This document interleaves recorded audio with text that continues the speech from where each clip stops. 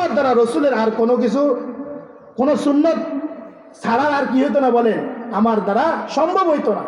এই জন্য আমার ভাইয়েরা, এবং আল্লাহ এবং তার রসুলের ভালোবাসা ছাড়া কি বলেন আমাদের আর কোনো উপায় আসেনি বলেন।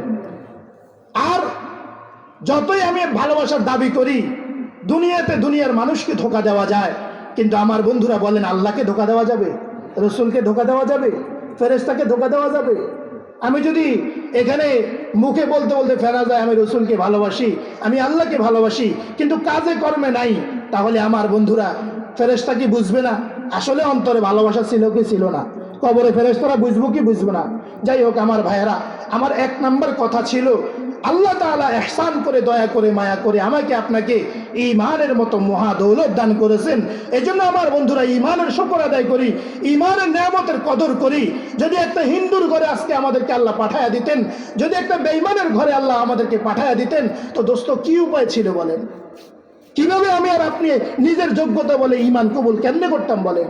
তো মালিক যেহেতু ঈমান দান করেছে দোস্ত, এখন শুধু তোমার আমার নামাজ পড়ে খাঁটি ঈমানদার হওয়া দরকার, রোজা রেখে খাঁটি ঈমানদার হওয়া দরকার, পর্দা পুশিদা মতো চলে খাঁটি ঈমানদার হওয়া দরকার, ব্যবসা বাণিজ্যে আল্লাহর হুকুম রসুলের তরিকা মেনে খাঁটি ঈমানদার হওয়া দরকার। তাহলে ঈমানের নেয়ামতের কি হবে? শুকর আদায় হবে। দ্বিতীয় কথা দোস্ত, আমাকে আপনাকে আল্লাহ তাআলার প্রিয় হাবিব নবীজি মুহাম্মদুর রাসূলুল্লাহ সাল্লাল্লাহু আলাইহি ওয়াসাল্লামের উম্মত হওয়ার সৌভাগ্য নসিব করেছেন, বলেন আলহামদুলিল্লাহ। আরে পূর্বেকার নবী পর্যন্ত এই রসুলের উম্মত হওয়ার জন্য আল্লাহর কাছে দরখাস্ত করেছে, সুবহানাল্লাহ বলেন। তাও কেমন নবী? হযরত ঈসা আলাইহিস সালামের মতো নবী পর্যন্ত, সর্বশ্রেষ্ঠ ১৬ লক্ষ নবীদের মধ্যে সর্বশ্রেষ্ঠ 4 জনের মধ্যে ঈসা আলাইহিস সালাম একজন। ঈসা আলাইহিস সালাম নিজেও ইনজিল কিতাবের মধ্যে, আসমানি কিতাবের মধ্যে আমার আর আপনার মর্যাদা দেখে, শেষ নবীর উম্মতের মর্যাদা দেখে আল্লাহ তাআলার কাছে শেষ নবীর উম্মত হওয়ার ফরিয়াদ করেছেন, সুবহানাল্লাহ। এমন নবীর উম্মত আমাকে আপনাকে আল্লাহ তাআলা ফরিয়াদ করা চাই হওয়ার তৌফিক দিয়েছেন, বলেন আলহামদুলিল্লাহ।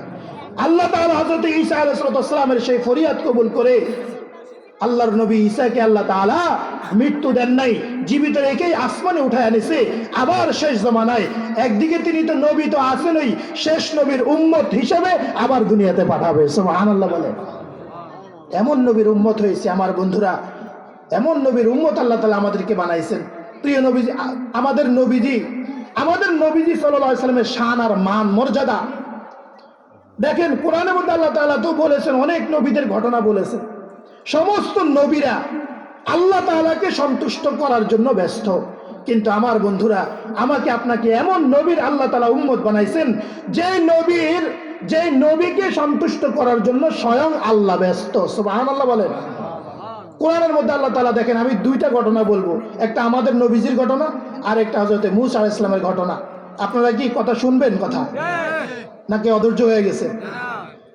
আপনারা যদি সবর করেন একটু, কথা শেষ, আমার অল্প সময় কথা শেষ করে ফেলবো ইনশাআল্লাহ। দেখেন, আমরা সবাই জানি আল্লাহ তাআলা মূসা আলাইহিস সালামকে তুর পাহাড়ের নিমন্ত্রণ জানালেন। কি করলেন? তুর পাহাড়ে দাওয়াত দিলেন। কেন? তাকে তাওরাত, আসমানি কিতাব তাওরাত দিবেন। তো আল্লাহ তাআলা হযরত মূসা আলাইহিস সালামকে তুর পাহাড়ে ডেকে নিলেন।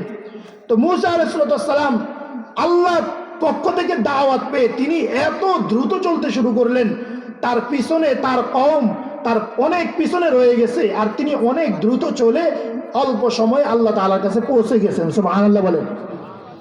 ওইদিকে তিনি যখন তুর পাহাড়ে যেতে না যেতেই সামিরি নামক এক দুষ্ট নাফরমান, সে একটা গরুর বাছুর বানাইয়া সে তার গোটা জাতিকে ওই গরুর বাছুর পূজায় লিপ্ত করে মুশরিক বানায়া ফেলছে, নাউজুবিল্লাহ বলেন। আল্লাহর কাছে যাওয়ার পরে সর্বপ্রথম আল্লাহ জিজ্ঞেস করলেন, ওয়ামা আজালাকা আন কওমিকা ইয়া মূসা, হে মূসা, কে তোমাকে তোমার জাতি থেকে এত তাড়াহুড়া করলো?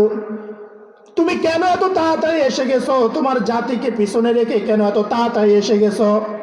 ওইদিকে তোমার জাতিকে সামিরি ধ্বংস করে দিয়েছে, সে গোবচ্ছের পূজায় লিপ্ত করে তাদেরকে শিরিকের মধ্যে লিপ্ত করে ফেলছে। তুমি কেন এত তাড়াতাড়ি করে আমার কাছে এত তাড়াতাড়ি কেন আসলে? হযরতে মূসা আলাইহিস সালাম যে উত্তরটা দিলেন আল্লাহ তাআলা এতটা পছন্দ করলেন, কোরআনে কারীমে আল্লাহ তাআলা মূসা আলাইহিস সালামের সেই বাক্যটা হুবহু উল্লেখ করলেন। সুবহানাল্লাহ বলেন। মূসা আলাইহিস সালাম বললেন, ওগো আমার আল্লাহ, ওয়াজিলতু ইলাইকা রাব্বি লিতারদা, ওয়াজিলতু ইলাইকা রাব্বি লিতারদা, ও আমার রব, আমি আপনার ডাকে সাড়া দিয়ে তাড়াতাড়ি এসেছি যেন আপনি আমার উপরে রাজি হয়ে যান। সুবহানাল্লাহ বলে। কারণ আল্লাহর হুকুম পালন করলে আল্লাহ রাজি হয়ে যায়। আল্লাহ রাজি হয়ে যায় কিভাবে বলেন? আল্লাহর হুকুম মানার দ্বারা। বলেন আল্লাহ রাজি হয় কিভাবে? আল্লাহর হুকুম মানার দ্বারা। আমার কথা নয়, এটা তো কোরআন থেকে বুঝলাম। আবার একটা হাদিসে কুদসিতেও আল্লাহ তাআলা এই কথাটা বলেছেন। আল্লাহ তাআলা বলেন, ইন্নী ইযা উতি'তু রাদিতু, যখন মানুষ আমার বান্দাবান্দিরা যখন আমার আনুগত্য করে তো আমি তাদের উপরে রাজি হয়ে যাই। সুবহানাল্লাহ বলে। আমি তাদের উপরে রাজি হয়ে যাই, সন্তুষ্ট হয়ে যাই।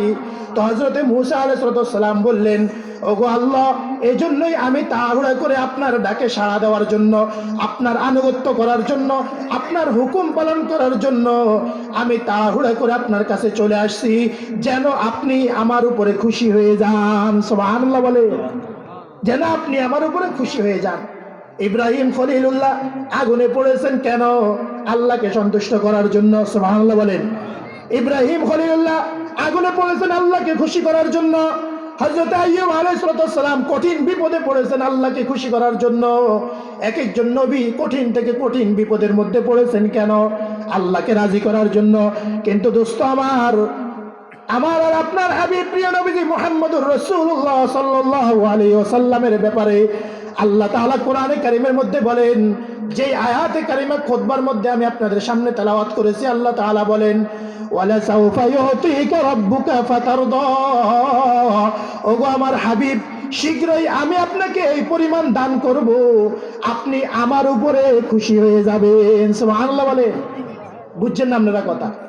রসুলকে বলতেছে, ও আমার রসুল, আপনাকে আমি এই পরিমাণ দিব, আপনি আমার উপরে খুশি হয়ে যাবেন। সুবহানাল্লাহ বলেন।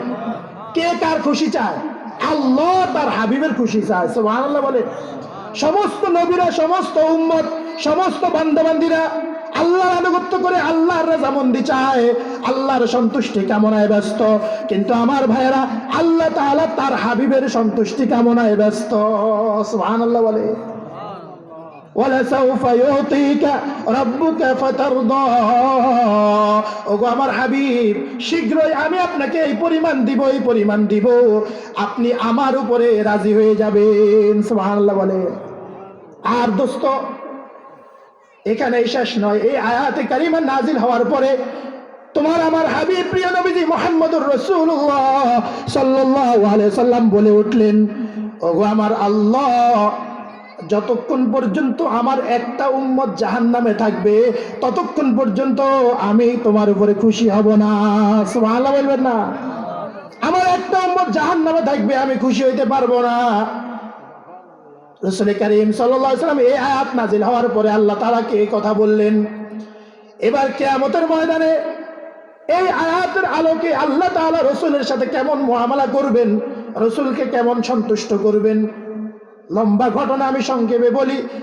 আল্লাহ তাআলা বলবেন, আপনি আজকে সুপারিশ করুন, আপনার সুপারিশ কবুল করা হবে। সুবহানাল্লাহ বলেন।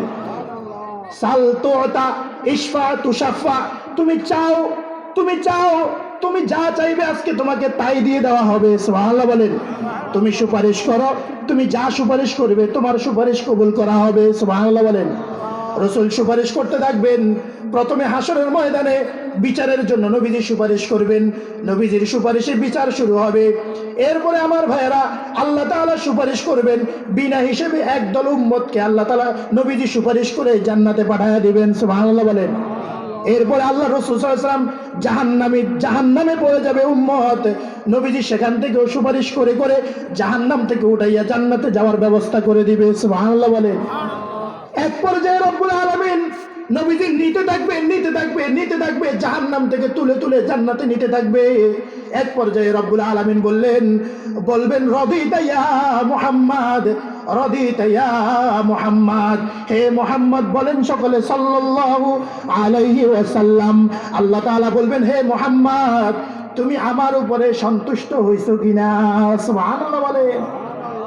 আল্লাহ তাআলা বলবেন, ও মুহাম্মদ তুমি আমার উপরে খুশি হয়েছো কিনা? নবীজি বলবেন রাদিতু ইয়া